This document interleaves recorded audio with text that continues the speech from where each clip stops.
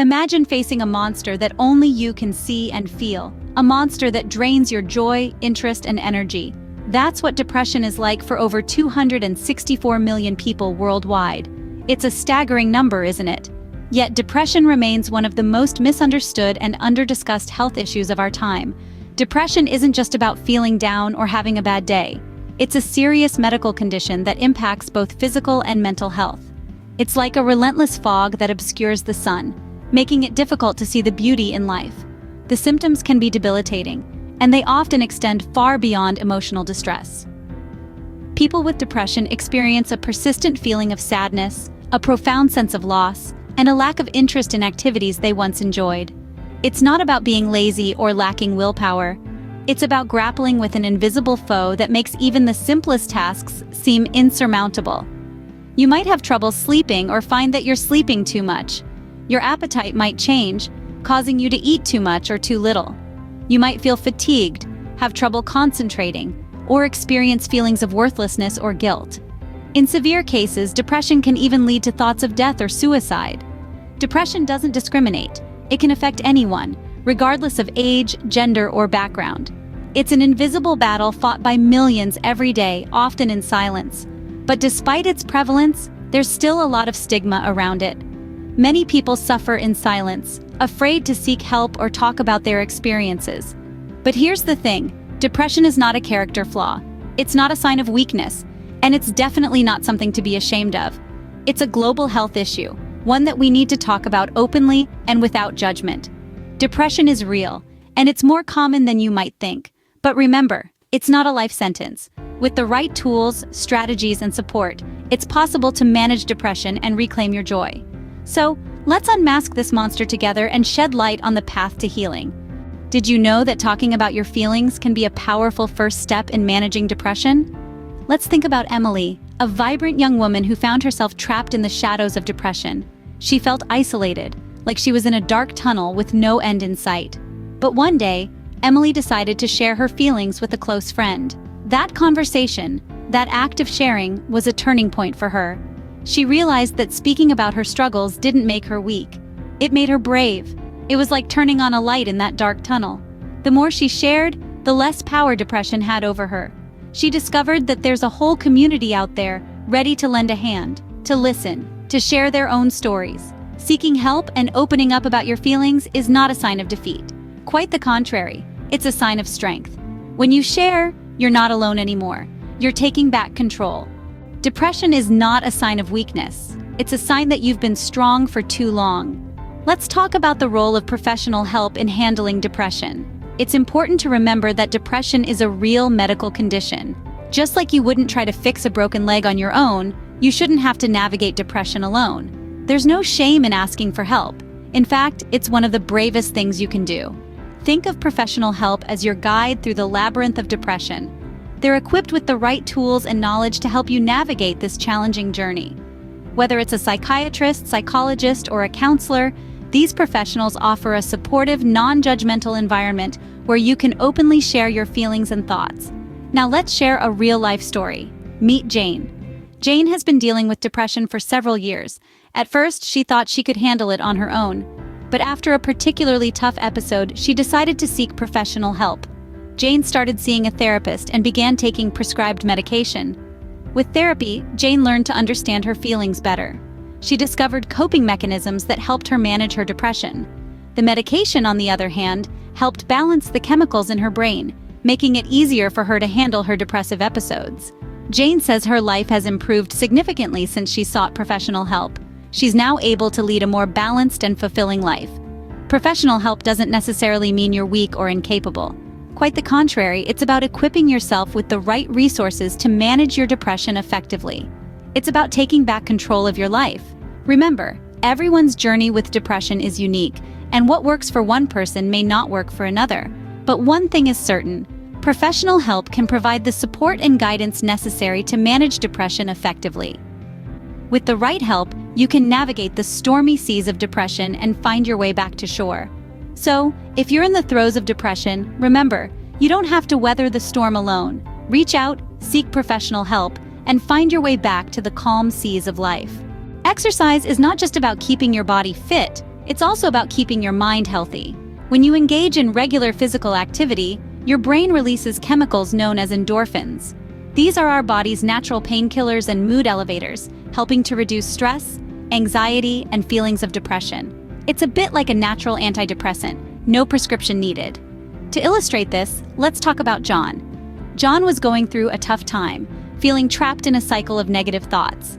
He decided to lace up his running shoes and started with just a 5-minute jog every morning.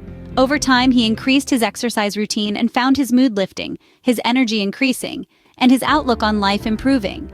Exercise is not just about running a marathon or lifting heavy weights.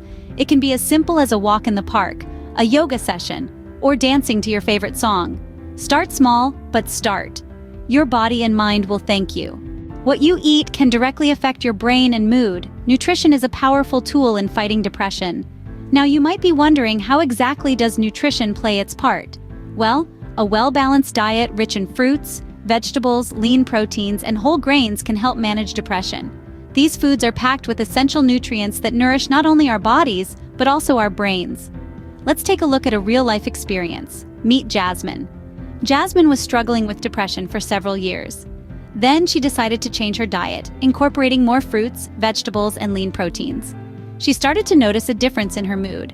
Over time, her depression episodes became less frequent and less severe. Jasmine's story is proof that the food we eat can indeed influence our mental health. So remember, your plate is your shield, your nutritional armor against depression. Fuel your body with the right foods, and it will fuel your fight against depression. Sleep is not a luxury, it's a necessity, especially when it comes to managing depression. You see, our bodies are like intricate machines, and sleep is the time when our mental and emotional gears get to rest, reset, and prepare for the next day. Lack of sleep can trigger a vicious cycle. It can exacerbate depression symptoms, and in turn, depression can make it harder to sleep. Consider the story of James. He was in the throes of depression, and his nights were filled with anxiety and restlessness. Once he began prioritizing his sleep, setting a regular bedtime, creating a peaceful sleep environment, and even seeking help from a sleep therapist, he noticed a significant decrease in his depressive symptoms. Sleep, my friends, is a powerful ally in our battle against depression. It's a time of healing, of recharging, and of quiet strength. Good sleep is good mood. Don't compromise on it. In the chaos of life, finding moments of silence can be a lifeline. Picture yourself in the middle of a bustling city where every sound, every movement, every distraction is like a wave crashing against the shore. Now imagine finding a shelter, a quiet space within your own mind where the waves can't reach. This is the essence of mindfulness and meditation. At the heart of this practice is the idea of being present, of focusing on the here and now rather than getting swept away by worries of the past or anxieties about the future. It's about acknowledging your thoughts and feelings without judgment, without trying to suppress or change them. For those navigating the stormy seas of depression, this can be an incredibly powerful tool. Consider the story of Maya. Maya was a successful lawyer, accustomed to the fast pace and high stress of her profession. But beneath the surface, she was struggling with depression. The strain of her job, the pressure to constantly perform at her peak, it was like a weight she couldn't shake off. Then Maya discovered mindfulness meditation. She started small, with just 5 minutes each day. She focused on her breath, on the sensation of air filling her lungs and then leaving her body. She allowed herself to simply be, without judgment, without pressure. Over time, Maya began to notice a shift. The weight didn't disappear, but it felt lighter. The waves didn't stop crashing, but she found she could weather them with more grace. She described it as if she had been trying to hold back the ocean with her hands, and mindfulness had taught her to let the waves pass through her fingers instead. Mindfulness and meditation, like any practice, are not a cure-all. They require patience, commitment, and often the guidance of a trained professional. But for many, like Maya, they offer a lifeline, a way to find calm within the chaos, to find a moment of silence in the noise. Remember, mindfulness is not about quieting the storm, but about learning to dance in the rain. So, in the midst of your own storm, maybe it's time to take a breath, to be present and to just dance. We are social beings. We thrive on connection and wither in isolation. This statement rings true for all of us, but it holds particular significance for those navigating the turbulent waters of depression. You see, the value of a robust support network in managing depression cannot be overstated. Imagine going through a maze in pitch darkness. Now, imagine going through that same maze with people guiding you, offering you their light, their advice, their support. That's what a strong support network is like when you're battling depression. It doesn't remove the maze, but it certainly makes it less daunting. Let's consider a real-life story. Meet Jane. Jane is a vivacious woman full of wit and charm. But like many of us, Jane also has her battles. Her maze. Jane has lived with depression for over 10 years. But Jane is not alone. She has her friends, her family, her support network. They are her beacon in the darkness. Taking care of yourself is not selfish. It's essential, especially when you're battling depression. Self-care is not just about bubble baths and face masks, although they can certainly be part of your routine. It's about prioritizing your well-being in a holistic way, mentally, emotionally, and physically. Let's consider Jane's story. Jane was a high-powered executive who was constantly under stress. She rarely made time for herself, and eventually, this took a toll on her mental health. But when she prioritized self-care, it became a game changer. Jane started taking short breaks throughout her workday, practicing mindful breathing, and spending time in nature. Over time, these small changes led to big improvements in her mood and overall mental health. Remember, self-care is not a luxury, it's a necessity. It's about giving your body and mind the care they deserve.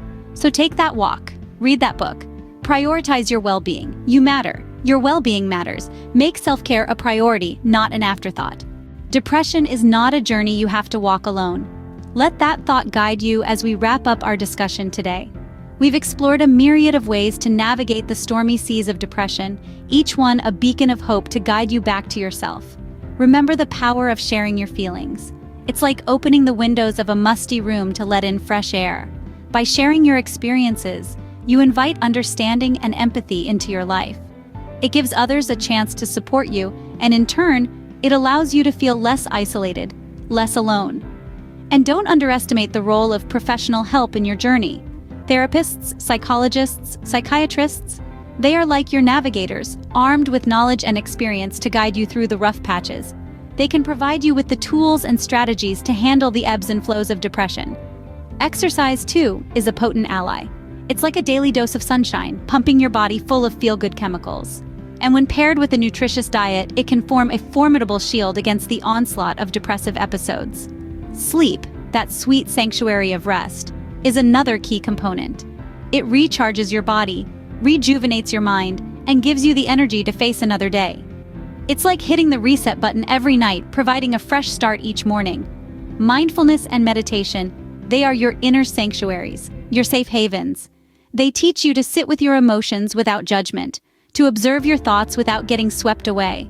And then there's the power of a support network, your personal cheerleading squad. They remind you that you're not alone, that you're loved and valued. They provide a shoulder to lean on, an ear to listen, and a hand to hold.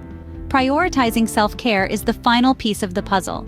It's about showing kindness to yourself, about acknowledging your needs and taking steps to meet them. It's about saying to yourself, I matter, I am worth caring for. Remember, it's okay to ask for help. You're stronger than you think, and with the right strategies, you can manage depression and reclaim your joy.